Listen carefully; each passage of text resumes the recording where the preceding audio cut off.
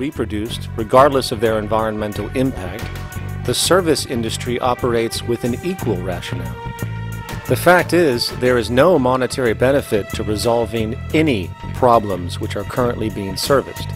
At the end of the day, the last thing the medical establishment really wants is the curing of diseases such as cancer, which would eliminate countless jobs and trillions in revenue.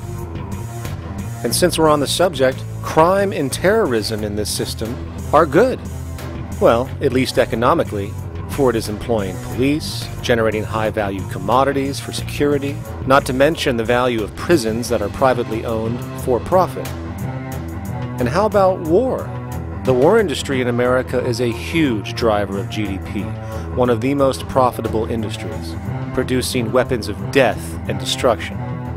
The favorite game of this industry is to blow things up and then go and rebuild them for profit.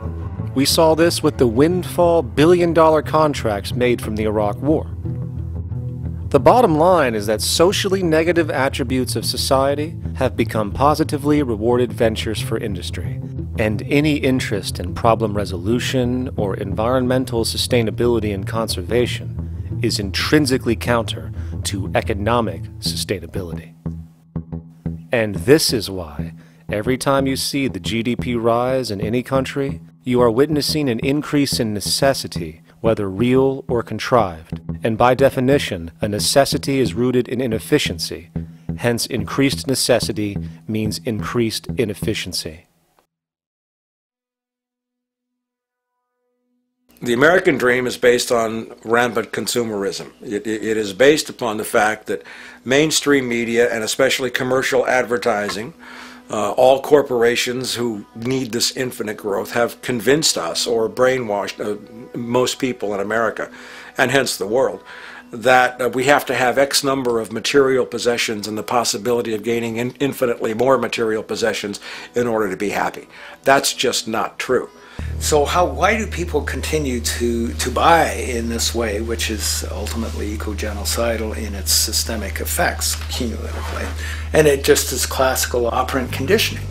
You simply put inputs of conditioning into the organism, and you have outputs of desired behaviors or goals or objectives. And it has all the resources of technology. And they boast about how they get into the minds of infants. What they hear is already making them conditioned to the brand.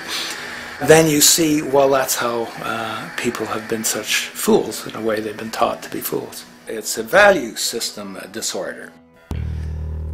You know, if there is any testament to the plasticity of the human mind, if there is any proof to how malleable human thought is and how easily conditioned and guided people can become based on the nature of their environmental stimulus and what it reinforces, the world of commercial advertising is the proof.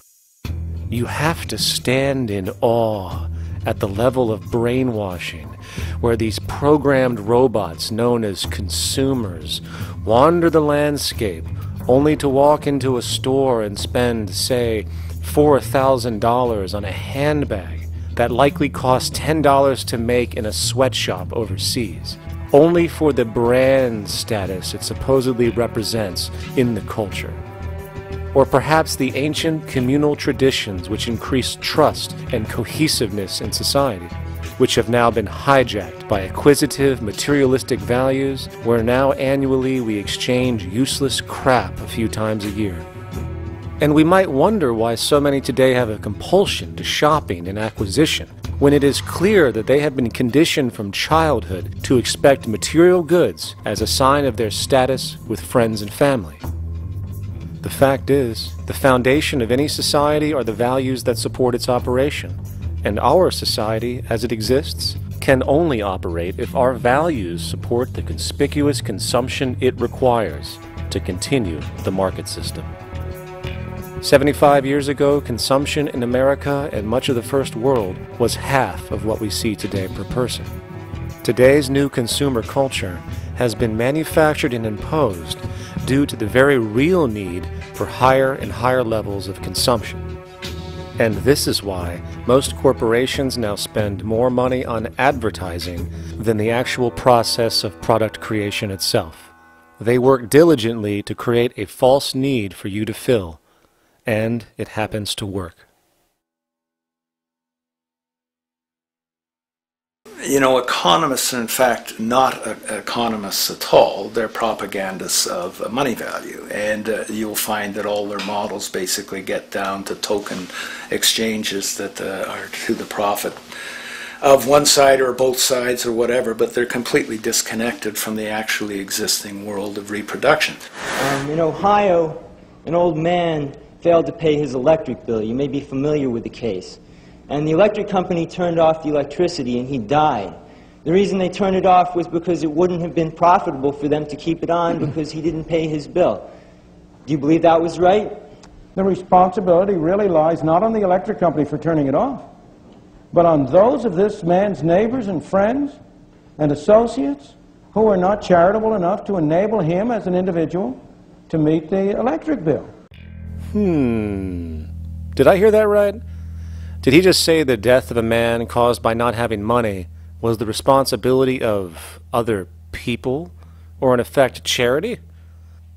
Well then, I guess we're going to need a whole lot of infomercials, little miserable coin slot donations for bodega counters, and a bunch of pickle jars for the billion people now starving to death on this planet because of the very system Milton Friedman promotes.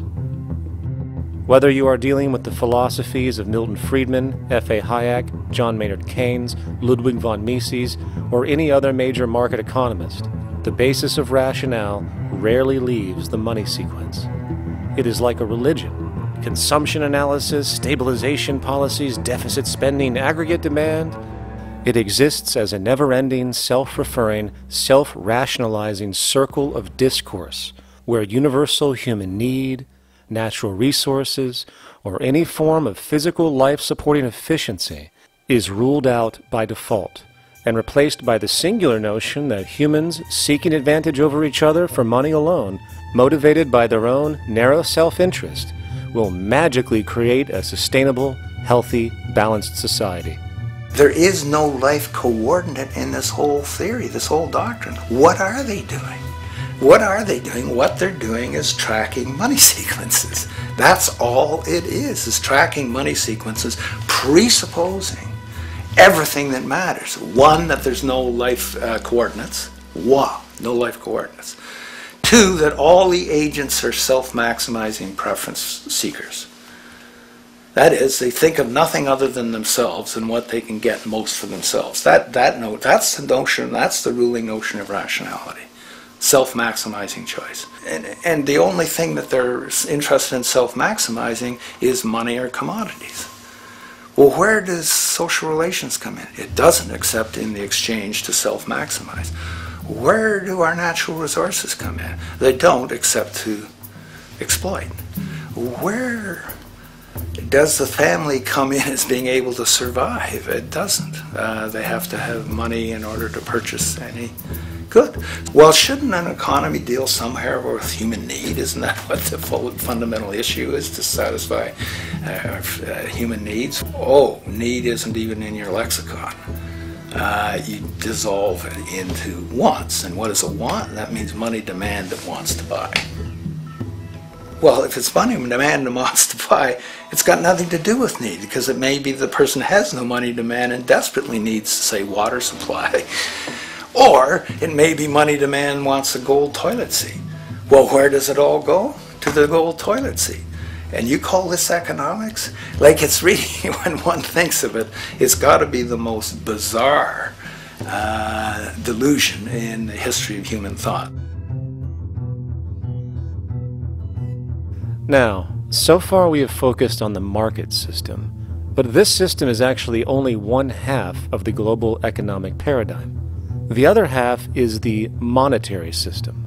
While the market system deals with the interaction of people gaming for profit across the spectrum of labor, production, and distribution, the monetary system is an underlying set of policies set by financial institutions which create conditions for the market system, among other things.